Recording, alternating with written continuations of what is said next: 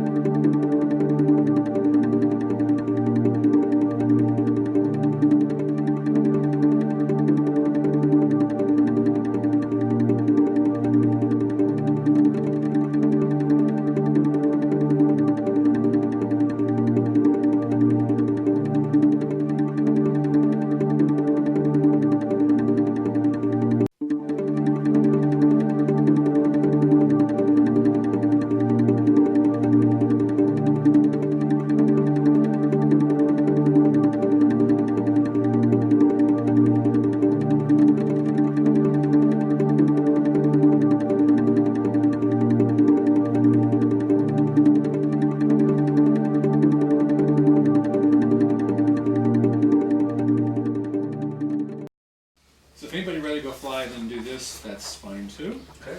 Yeah. Huh?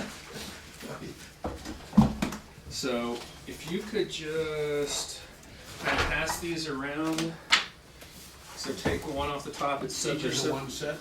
Yeah. So that's no, that's for you. Oh, that set's for me. Yeah, and then just so take the one off here to the pink sheet. That's your set.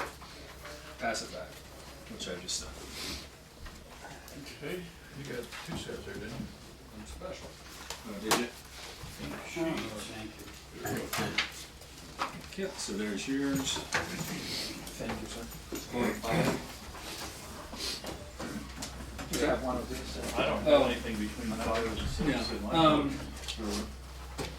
Yeah, this is an extra we added in because we're not doing waves, so you can just, yeah.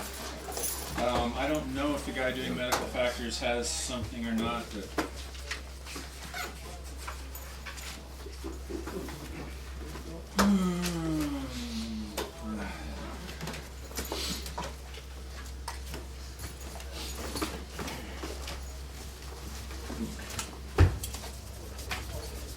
Well, yawn.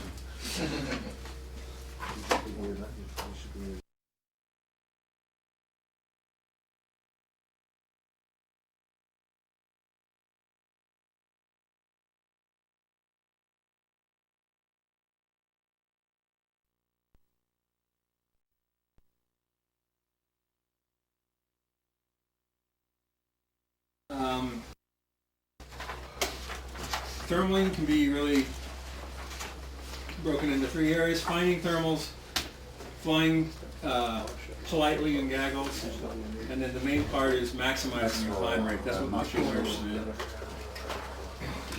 So, finding thermals. One of the things you need to always, one of the things that was interesting about Kempton's talk last night, he's always looking at the clouds and figuring out how did they get there? Where did they come from? So that's what you need to be doing, thinking about where the thermals are coming from and where they're going. So kind of taking into account the wind, taking into account any information that you can to know where they're coming from. So if there's mountain peaks around, then most likely they're going to be originating at the mountain peak. If you have a cloud off to the side, well then getting yourself in between the mountain peak and the cloud is probably a good idea. If you don't have clouds but have other markers like other gliders, birds, whatever, the occasional plastic trash bag, try to get between the markers and what you think is creating, like a parking lot or whatever. So just keep an eye and always imagine, keep the wind direction in mind and imagine where that thermal is coming from. Now, the wind is going to cause the thermals to drift. So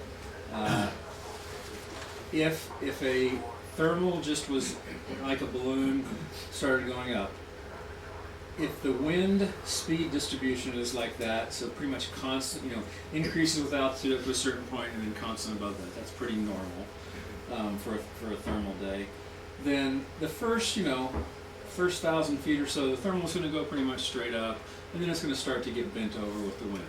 Okay. Now this is assuming that the thermal source is a fixed place on the ground. That's often not the case, which I'll go into in a bit. But you can see that if you got a 5-knot thermal and a 10-knot wind, it's going to be leaned over pretty good, about a 30-degree angle. Now, if you have I divide thermals into anchored and free thermals. An anchored thermal is attached to a certain point on the ground. That's like what we get a lot around here with the mountain peaks and the ridges, is the thermal is coming off the peak and it's going to continue to come off that peak. It's not going to, the source of the thermal isn't going to move.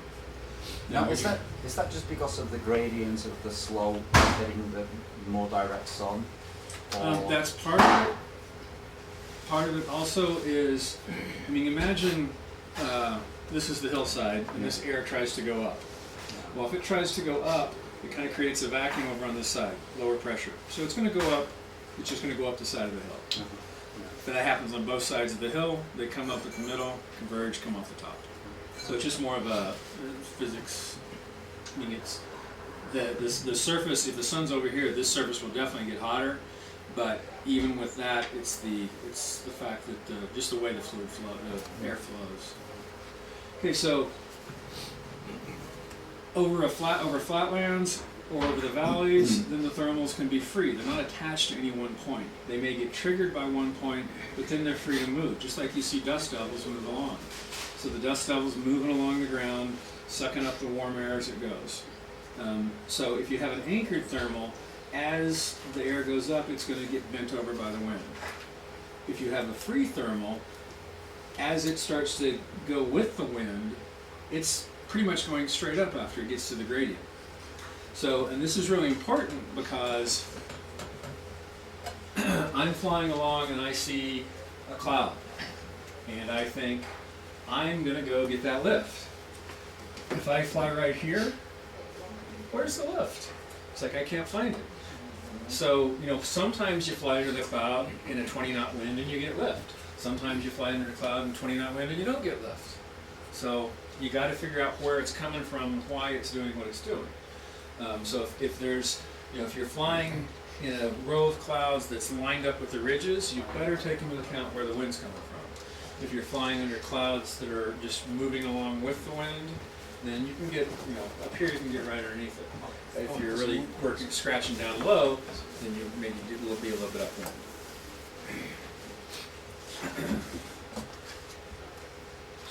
So this is an anchored thermal. You can tell it's anchored because it's on a fire. So this is the fire down here. You can see it bending over. Nice pyrocumulus there. Dust devil moves around the ground. The slightly warmer air is going to get sucked up into it and go up, and it can move all along. So even on a windy day, the dust devil will be pretty much straight up and down. It'll just be running along the ground. Okay, so if you have calm air and a ridge, and this is kind of like a cross view of a ridge here, the air is going to be going up and then coming down on the sides, kind of a double donut shape. If you have a little bit of wind, then the convective current can be more of a circle to one side. This really is important because a lot of people, if you say to fly over something, well, they'll fly, yeah, there it is, I'm flying over it. No, you're not.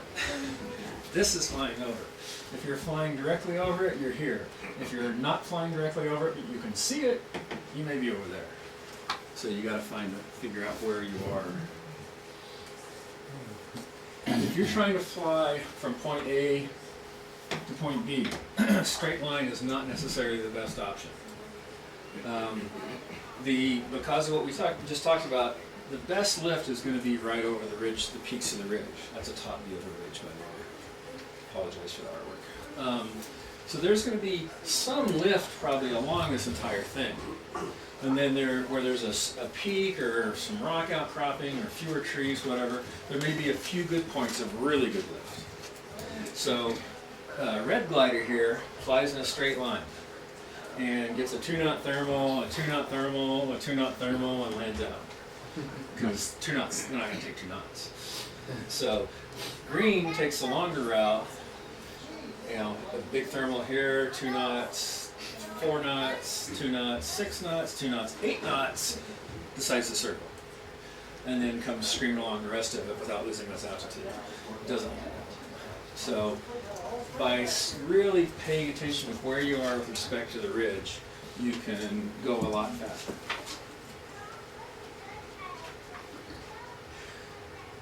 And let me back up here, because I'm assuming that when we're talking about thermaling, we're implying that we're trying to climb as fast as possible, spend as little time climbing as possible so that we can achieve a good cross-country speed.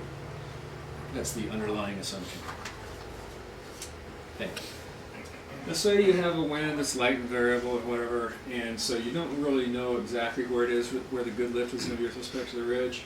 So you can kind of think of this as a cross-section of that one I showed earlier, where the lift was going up to the side and then coming down. So this would be the band to lift, this would be the band to sink. So if I'm not quite sure, then I'll do some variations to either side to try to find where it is.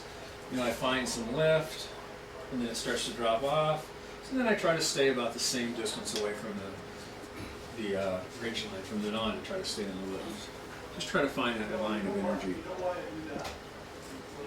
This is thermal lift, we're talking about, not ridge. No, we're talking about, yeah, thermal.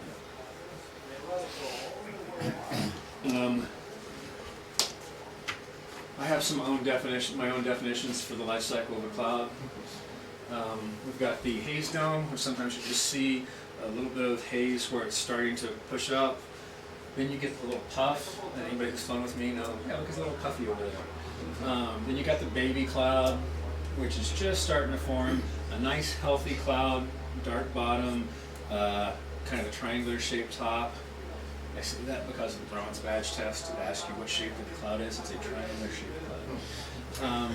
Once the bottom starts to get smaller than the top, then it's starting to get a little sick, start to get some haziness around here, and then it's dead and dying. So this would be what a free thermal might look like. It might go through this cycle, so whoop, and then comes down as it's going along. Now, if it's attached to a mountain, then the air might be coming up like this and then going down. So you might have all of those in one cloud smushed together. So the best lift would probably be here.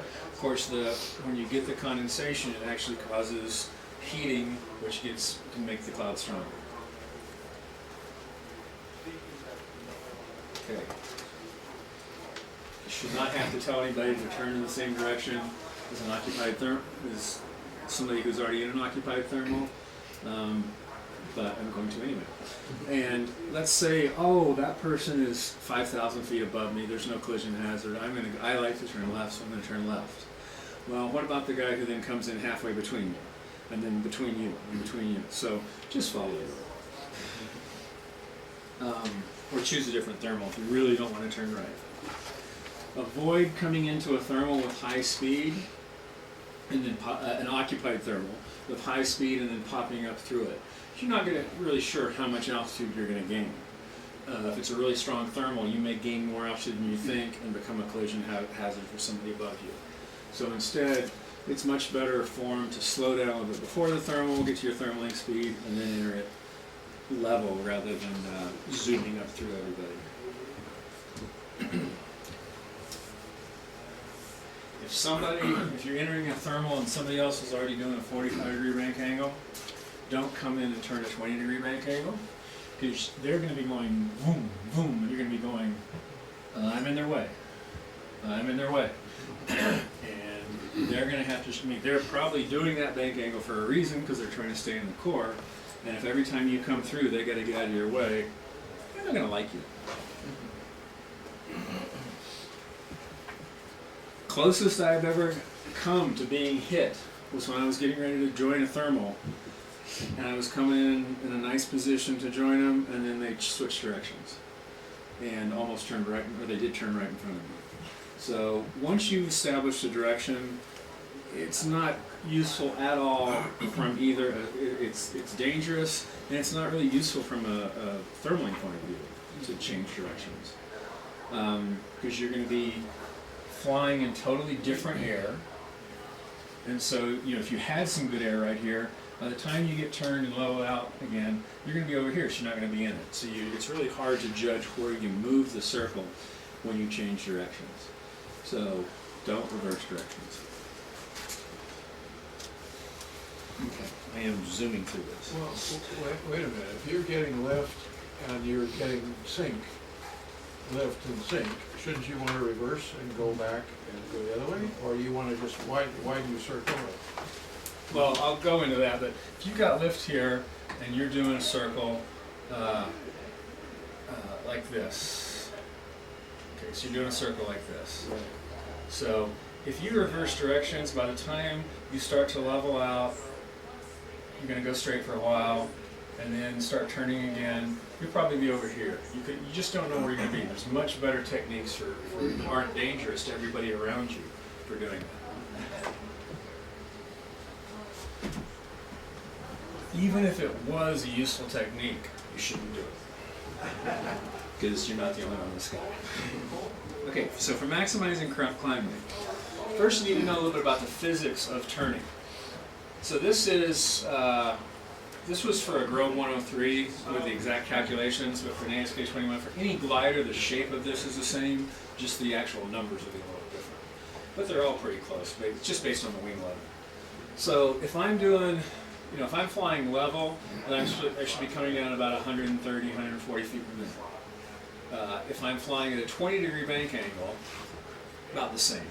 Doesn't really make much difference. And I'll be doing a 520-foot radius, so over a 1,000-foot circle.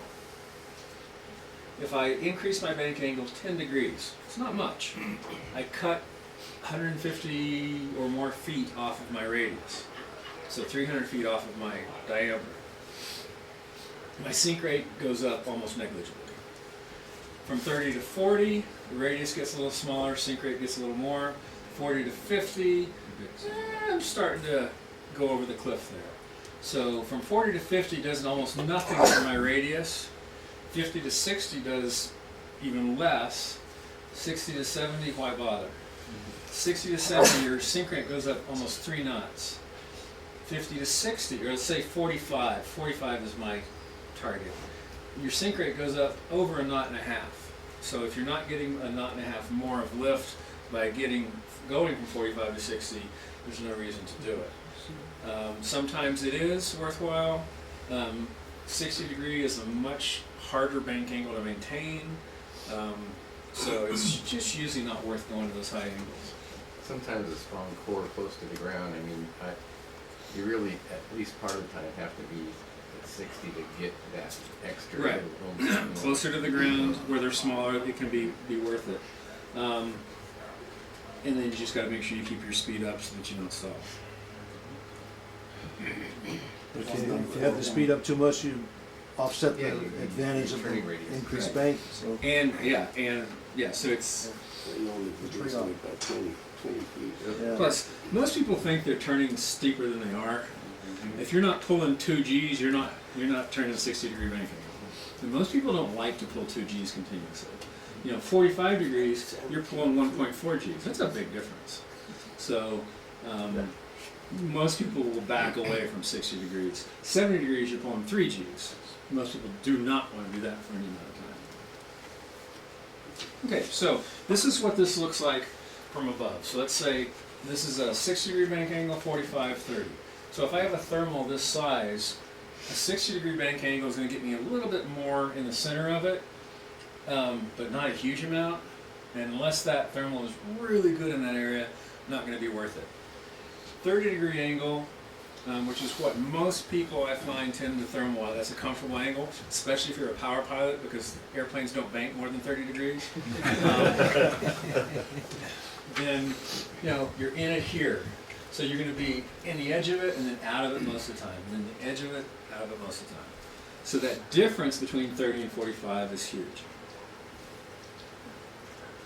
Okay, so how do you determine 45?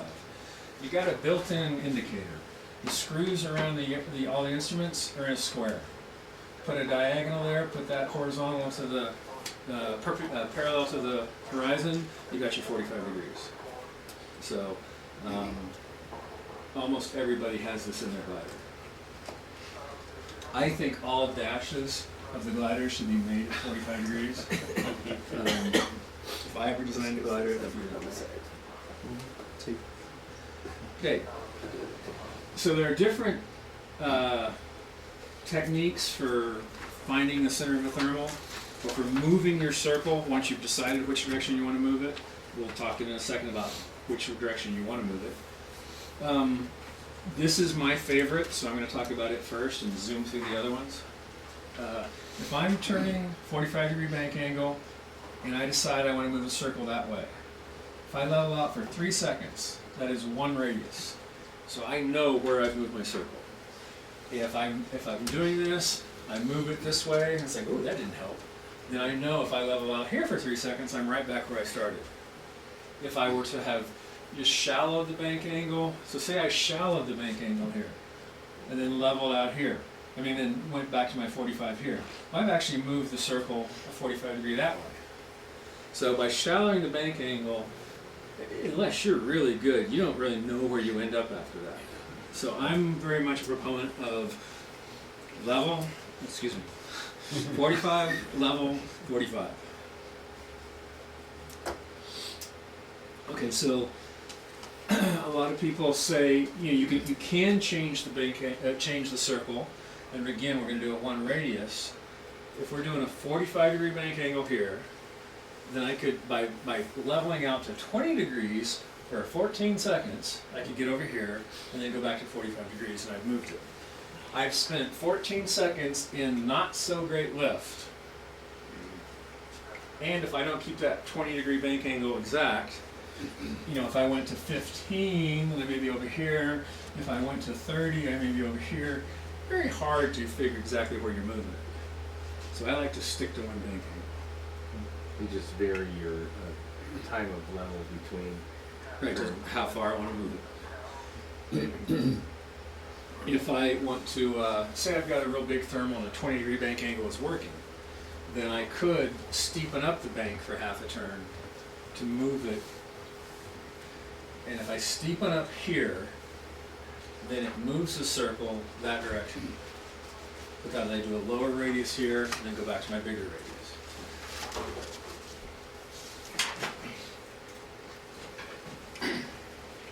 Okay, I'm a nerd. So this is what I use for thermal. If I get lift and I'm going to keep flying straight as long as the lift is increasing. I keep flying straight. If the lift is constant, it starts to level out and be constant, then I turn 90 degrees. And it's still constant, I turn 90 degrees and I'm circling. If I turn 90 degrees and, if the lift is decreasing, I went too far, then I'm going the wrong direction, I need to turn around, 180 degrees. Fly straight as long as the lift is increasing, and then, so you see how this goes. Now, encountering lift, I usually seem to find that there's lift and then sink, and then you get to the main lift, if you come straight into a thing. Or maybe it's turbulence, but I usually find that if I turn, as soon as I feel a bump, I'm straight back out of it. Yeah, you don't want to turn too soon, and that's why, as long as it's still increasing, you want to keep going. But Now, you don't find this sort of increase and then down and then a second increase? Because that seems to happen to me all the time. Are you feeling that, or are you hearing that?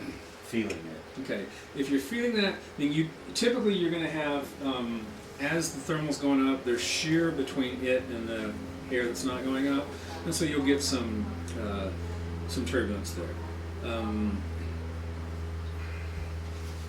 You also may be unconsciously slowing down as soon as you find that lift, which is increasing your wing loading, which is throwing off your polar, which is telling your total energy system something wrong, which may tell the vario that it's going down. So it may be a combination of that. I would say, usually if you hit the thermal, it should be, I don't know, you can't really, every thermal is different, but I would say in general, no, I would not think there would be lift and then sink and then lift. Unless it's the next thermal.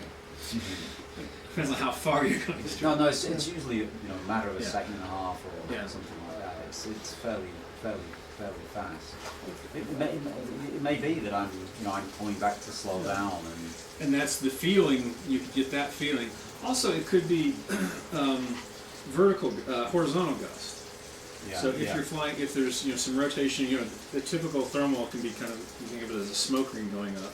If you hit the edge of one of those, that will increase your airspeed, which your angle of attack hasn't changed, so you'll lift up a little bit just from the horizontal gust. Yes. So that might be it. I don't know. I'm just making stuff up here. Couple things, Russell. One is if you go through this and then you're in it and out of it, in and out of it, and how I've always found it difficult to figure out how long do I stay with this to try to actually relocate there, or how long do I just go, heck with it, I'm going on the next one, We'll get there. Okay. And the other one is that the most frustrating is that you're tooling along, going towards the area where you think the lift is, and you can feel the bumps, and your vario's going up, and you're feeling like you're actually in lift, you feel it in your butt and stuff, and you wait for the peak, and then you crank it left or right, and within like 3 seconds, you're out, boom. And you can't even find it again. The only thing I've come to the conclusion is that it's a bubble. Yeah, You went sometimes through that's a the bubble, case. and then it's gone, it's above you now. Or you so- turned the wrong direction. Yeah, So we'll go over that. okay. Okay, so this algorithm we're going to apply here now. So here I am. Here's all thermals look like this. Perfect circle, and they get stronger. So, and just to give you an idea, the cumulus cloud on top of this, it looks like that. So, it may be a little bit idealized. Okay, so I'm flying straight here. May get a little sink, and then start to get some lift, and it's getting better and better and better because I'm getting deeper into it. Here, I feel like I've stopped accelerating up. So, crank it around 90 degrees.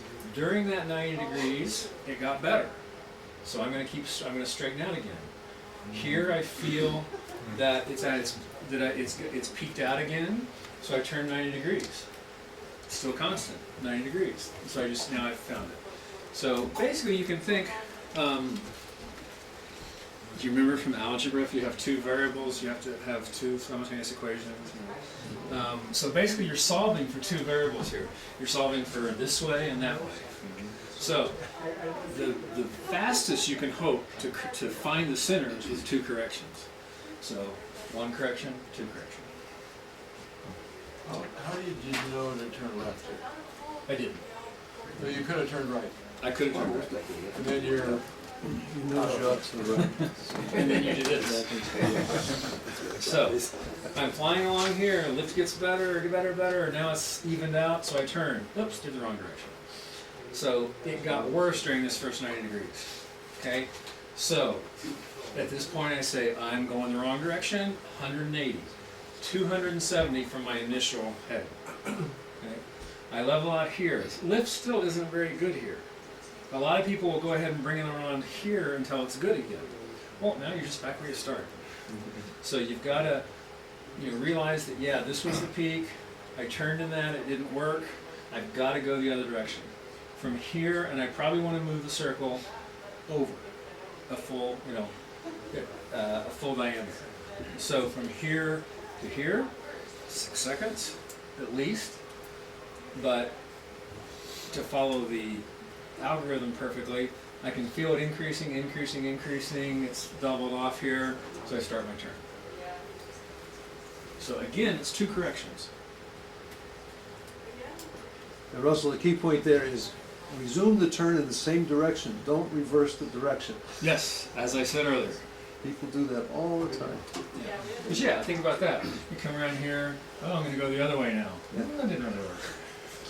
Can you give me a sense of timing for this? So like how quick is all this happening? How big is the thermal? And how fast are you flying? Yeah, Yeah, I mean, understood. It really depends. You know, sometimes when we have thermals that are 3 miles wide, then this could be 20 seconds, you know, 30 seconds where I'm just, oh, it's getting better and better and better and better. In Hollister, this can be, you know, 3 seconds and no more. So, I used to fly Hollister a lot, so I can. Okay, so that answers your question. What happens if you turn in the wrong direction? It should be immediately apparent. So you got to go 180 more degrees, go the other direction. Okay, so let's say I'm just circling around here. Now, if I'm keeping my speed constant, which means my pitch attitude constant, keeping my bank angle constant, then I'll be flying a perfect circle. Okay? At least a perfect circle through the air. I may be moving with the air, but that's fine. So it's a thermal. If I'm not flying a perfect bank angle and a perfect airspeed, then I'm not flying a circle, so all bets are off. So, but this is assuming that you can fly a circle. So, I'm going along here, I can feel it increase here, it gets really good over here, and it drops off. Ooh, this is really bad over here. Getting better, good, dropping off. So I take a few circles, and I realize that, okay, the better side is over here. Excuse me. So from there, I can go 270 degrees and level out and head more towards the center. So that's one indicator. If I'm sure it's really bad over here, and sometimes it's bumpy over here, so I can't really tell which is the best side, but I can really tell when I'm on the bad side. So from there, only 90 more degrees. So in other words, if I'm sitting here, as soon as it's really bad, I look off my left wing, okay, I'm pointing at that mountain there, fly straight until I'm at it, level out hard. Okay. The other thing I can use is as the lift is increasing, as I go from bad to getting better, that's the quadrant I want to level out. If it's bad, it's getting better, it's really good, don't level out there, you're too late. If you've already peaked, then go ahead and go around to another 270 and then work it. Okay? Now, if you can correlate all three of those things in a circle, then you know exactly which way to go. A lot of times you can only get, you know, you're really not sure which the good side is. You can't feel where it's really increasing, but you really know where the bad side is. So whichever data you have that's the strongest, use that.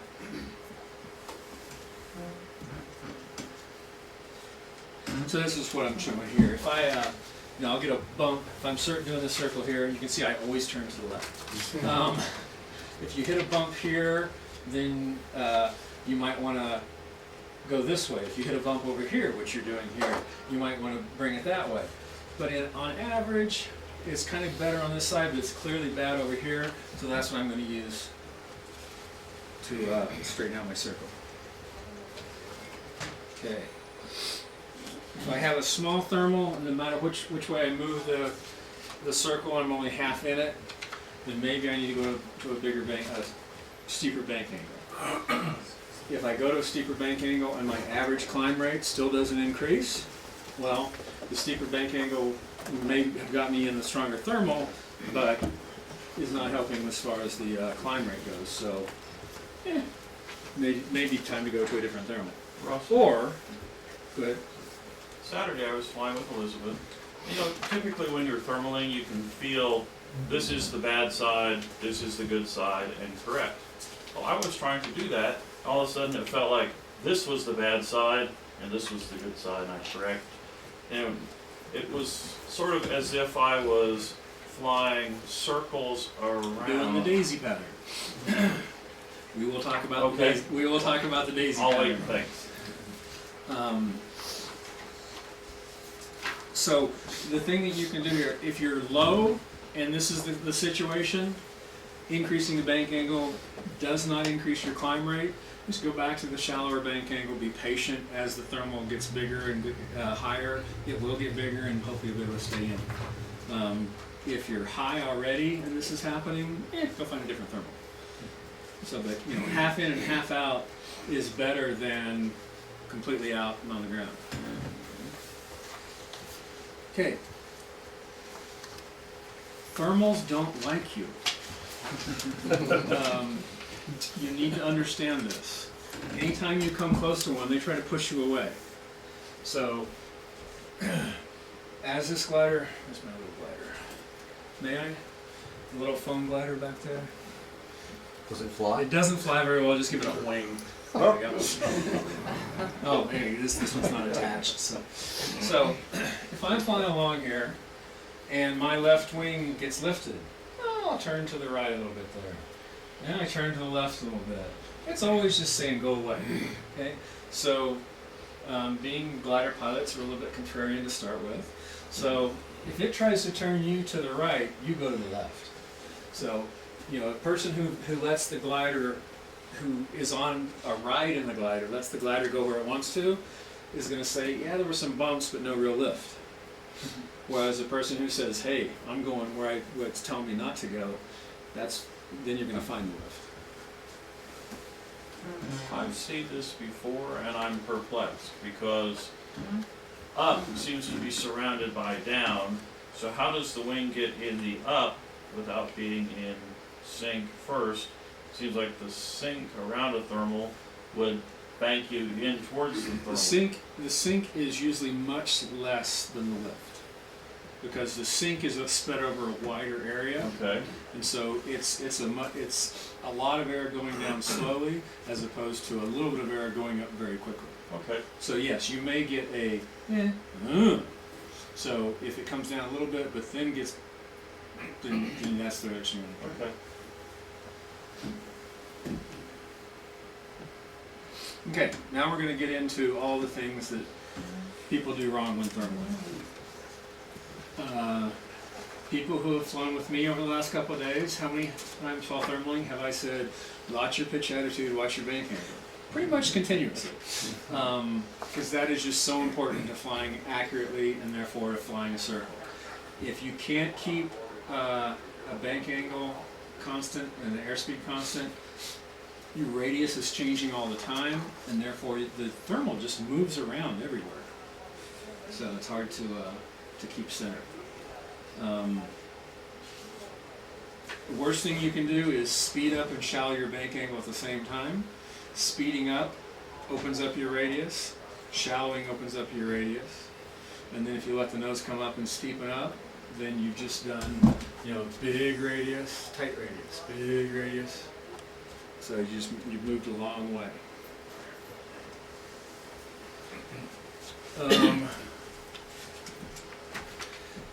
Everybody's heard speed up and sink, slow down and lift. That's for flying straight, not for in the thermal. If you do that in a thermal, you fly along here, it's getting better, you speed up, well that tightens up your radius. And then if you shallow out in the sink, if you slow down here, that tightens your radius. If you speed up here, it opens your radius. So you're going to be flying not in it. So while you're in the thermal, while you're circling, try to keep your speed, i.e. your pitch attitude constant. Here's the daisy. So, if you're leveling out your wings when you're at your maximum climb rate, then you'll do the daisy. Because what happens here is you feel it starting to get good here. Here is where the vario starts to respond, because it's about 3 seconds behind. So it starts to say you're good here. If you interpret that as it's getting better and level out here, it's not actually the direction you want to go. And then you'll do it again, and again, and again. So you'll stay with the thermal, that's the good part. You will climb, but not very fast. Okay. I found that very confusing because I hadn't seen it before like that, and I had no picture of what the thermal looked like. Yeah, it's the only one I've named. When I used to do cross-country training a whole lot, I would see this on the GPS trace time after time after time. So I had to give it a name. Now the same thing can happen, let's see if I added a slide here, no I didn't. Let's use this one. Just ignore the black line that's on there for a second.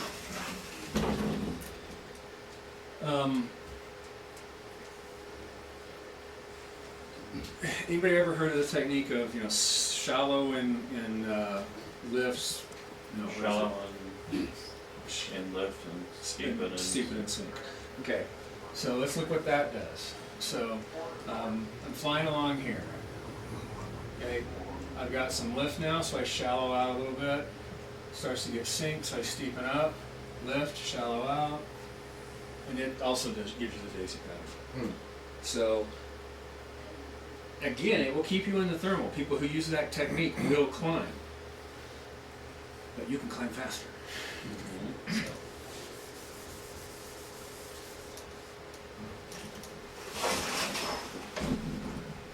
Okay. Most thermals are not the nice dome-shaped thing I showed earlier. They have lots and lots of little bubbles. That's why cumulus clouds have bumps on them.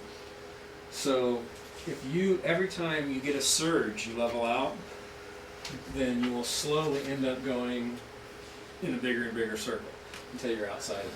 So limit yourself to one correction per circle if you're flying perfectly. If you're not perfectly coordinated and perfectly pitch attitude and bank angled, then one correction per 2 circles, so you can get more data. Because otherwise you may just end up correcting yourself right out of it. I find that people who don't have a lot of hours thermaling tend to work too hard at it. And they make too many little corrections rather than, it's mostly gathering data and then deciding what to do. Gather data, decide what to do. And if you've done a turn and your nose gets pitched up and then you go down and your data's trash, especially if you're not coordinated. As soon as that total energy probe goes sideways, it's not telling you anything useful. So you've got to let all that damp out, get in a nice circle, then you can get good data.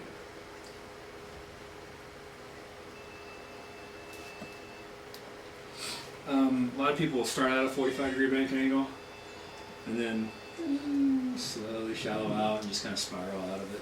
So don't let that happen. Just watch that bank angle. Check those instrument screws.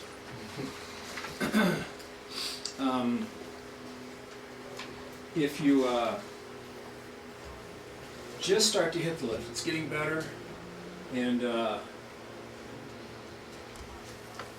people who fly in the UK often are used to thermals that are about this big. So as soon as they get any lift, or on the East Coast here, same thing, they'll tend to really, hey, this is a thermal, I got to crank into it. Our thermals here are a little bigger, so wait a little bit, go into a little deeper. If you haven't flown in lift for 3 seconds, at about 50 knots, then by the time, say this is a big old thermal here, and if I just hit the lift and turn, then I'm going to be half out of it again. It's a really good circle. Whereas if I go at least 3 seconds into it, one radius, then at least I'll be in it. So if I haven't gone 3 seconds, then I'm probably not going to stay in it. And is that after you feel the surge in the seat of your pants rather than there on it? Right. Yeah. And ideally, it's going to be more than 3 seconds. And then the worst thing you can do if you do turn too early is to chicken out and shallow out a little bit, because then you may go around it. If you've turned too early, you want to get right back to where you started and then level out. Okay. This talks about what you were talking about, Quest. You go flying along, you get a good surge, and then you turn and it gets worse. And so you do a 180. Then you fly and you don't seem to find it again. Then you do a 180 and then you try some other stuff and you just keep searching. Just give up. Unless it's that thermal or land, then give up. You can't find anything. Right. So what you should do instead is this: you hit it, you do that you do the first 90, it doesn't work, continue it into a 270. If there's nothing significant here, go find the next one. Don't waste time on it. And if you look at traces of contest pilots. You see this a lot. You see this, whoop, and then a little jog there. You know, a full 6 seconds here. So if there was a big thermal workable here, you would have felt it. If it was over here, you would have hit it here. If it was over here, you would have hit it there. It's not there. Yeah, that or it's, I mean, it could be a bubble, right? It could be a rising bubble. Could be a very small bubble. It also could have been a horizontal gust. Okay. A horizontal gust would give you that feeling, but goes away very quickly. Uh-huh. It gives you the feeling. It also your total energy system says, "Oh, I got a lot of airspeed all of a sudden. I got more energy." So it will beep at it too, but you weren't actually going up. Okay, so the best way to go fast is to climb fast, and the best way to climb fast is to pick the good thermals. So if you have a choice, if you're not having to use every single thermal, if you're high enough, wait for the good ones. If you've seen some 6-knot thermals during the day, don't take a 4-knot thermal. Definitely don't take a 2-knot thermal, unless, again, you have to. But you really want to try to find the best thermals you can and work those. And this is the entire thing in one slide. Step 1, find the strongest thermal. Step 2, if the lift is increasing, turn constant. If the lift is increasing, fly straight. If the lift is constant, circle. If the lift is decreasing the direction you're going, go the other way. Turn around. And then with 6 seconds if you turn it around, right? Well, just until it's constant. Sure. Okay. Gotcha. So just tear out that flow chart, bring it with you. And then you win every contest, right? Yeah. But and the thing is, there's just no replacement for practice, because you've got to be able to do this. You've got to be able to roll into a 45-degree and out of a 45-degree bank without having the nose swing all over the place.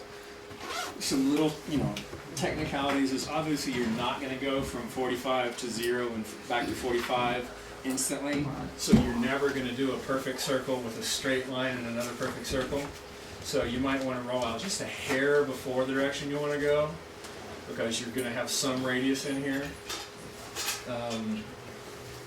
But as you do this more and more, and I would, what Tim was saying about flying with a recorder and analyzing it on CU, that is just, it's incredibly useful, because if you see that, especially one of the nice things about CU is you can pick the view from where you're looking at it in 3D.